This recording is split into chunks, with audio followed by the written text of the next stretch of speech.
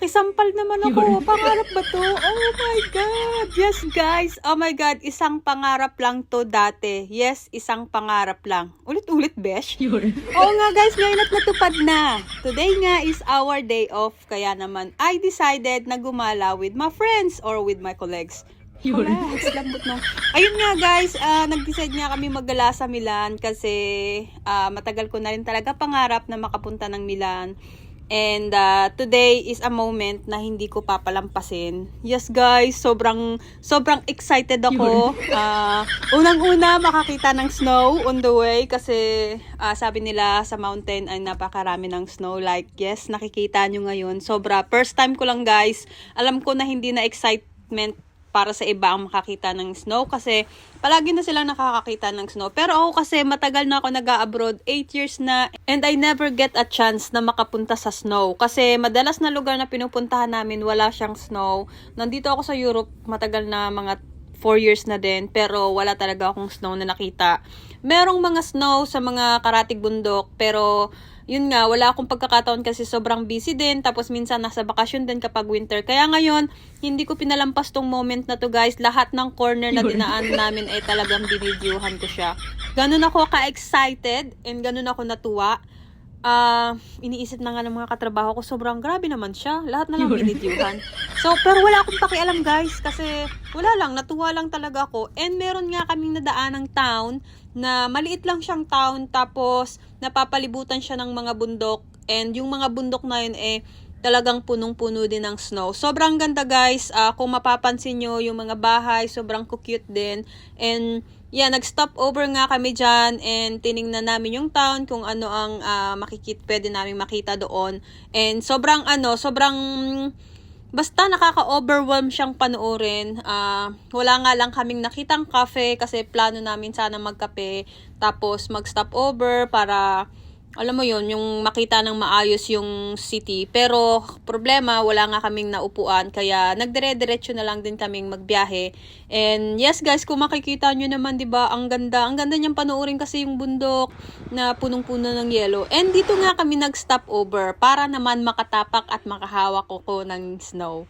O diba, wala lang, sobrang natutuwa lang talaga ako kasi first time ko. Parang nga akong bata dyan na, ayun, naglaro ako ng naglaro ako ng snow, and wala naman talaga akong idea kung paano maglaro ng snow. Pero, so yun, kung makikita nyo, ayan, para akong bata, and wala akong pakialam kahit sobrang nababasa na pala yung aking, sapatos, at saka yung pantalon ko. Pero, I don't care, hindi ko nga man lang nadama yung lamig sa sobrang excited ko. O, diba? Paano talaga? So, hayaan nyo na, kasi first time ko nga diba? Siguro kahit kayo kapag ang tagal yun ng parang pinangarap na makakita ng snow or makahawak ng snow, siguro pareho lang din ng mararamdaman nyo ang naramdaman ko. So, yes guys, wala lang. So, ayan nga, nagbilog-bilog ako ng snow and hindi nga ako makabilog kasi sabi nila, paikot-ikutin ko lang daw yung snow sa fresh na snow para makabuo ako ng isang round para makabuo ako ng snowman. Pero ayun nga, dahil nga hindi ko magawa, wala na, nag-give up na lang ako kasi wala naman. So, ayan, nagtuloy-tuloy na nga lang kami nagbiyahe and then ito naman yung bumungad sa amin. Mahabang straight na kalye. Tapos, ang weird guys kasi sobrang, dito sa place na to, parang sobrang baba ng ulap. Kung mapapansin nyo dito, wala na kaming makita halos. Yung nasa unahan naming sasakyan, halos hindi na namin makikitain. Ang paligid, wala talaga, zero talaga, wala kaming makita. Kasi sobrang baba nga ng location siguro, kaya yung mga ulap ay nasa baba din. Or hindi ko alam, baka naman humid dyan. At eto na nga, nakarating na nga kami sa bayan ng Torino. Yes, ng Turin, kung tawagin. Pero, yes guys, dahil sa sobrang lamig, tingnan nyo naman ako kung umakting. Parang hindi ako nilalamig, pero hindi ninyo alam na naninigas na yung aking mga kamay at paa dyan. Para lang makabidyo, diba? So, ayun guys, yes nga, at naghanap nga kami dito ng makakainan kasi hindi pa nga kami nagla-lunch dahil ang haba ng biniyahe namin. And napansin ko lang sa lugar na to, parang medyo malungkot siyang tingnan kasi dahil nga siguro sa winter season, ang mga puno walang kakulay-kulay, tapos ang paligid sobrang dilim, napakababa ng mga ulap, and wala ding sikat ng araw, kaya ayun, medyo malamlam. Anyway guys, after nga naming mag-lunch ay nagbiyahe na uli kami ng mga 1 oras at kalahati para naman pumunta sa San Giulio. kung saan doon kami mag-check-in or maghahanap ng hotel sa malapit sa lake. Kasi mas gusto nila makakita ng something difference. Kasi nga doon sa bayan ng Torrido, medyo malamlam, medyo malungkot. Kaya ayun. Guys, kung makikita nyo dito, sobrang liit ng kalsada kasi isa itong old town, guys, na parang yung pasyalan lang siya ng mga tao, hindi siya talaga normally daanan ng mga sasakyan. Anyway, nakarating na nga pala kami dito sa baba kasi from the top kami ng mountain, tapos nandito sa baba ang old town by the lake. And napakaganda rin dito, guys. Yes nga. And tomorrow, ipapakita ko sa inyo. Now, magdi-dinner muna tayo. So, we gonna have our starter. Yes, ito ay octopus, something. Tapos, ang ating main course ay pasta. So, ayun, no more explanation sa food.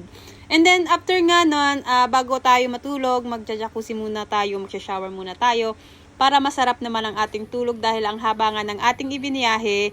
And, ayun, habang may music tayo. So, grabe guys, sobrang romantic. Kinikilig ako mag-isa. Yun lang, mag-isa nga lang. So, anyway, yun nga, nag-morning na and nag-dress up ako para yun, mag-take ng video dito sa napakagandang lake. And alam ko yung iba dyan sa mga nanood ng aking live, nakita nyo na to sa live ko kaso medyo blurry. And after nun, ayun nga, naglakad-lakad kami sa Old Town, nagpicture, tiningnan namin yung lugar kung gaano nga ba kaganda. And ayun, super quiet dito ngayon guys kasi nga winter season, kaya walang masyadong mga tourist. Kaya ayun, parang kami lang ang tao. Hindi naman, meron naman din pailan-ilan. At ngayon naman ay babiyahin na tayo.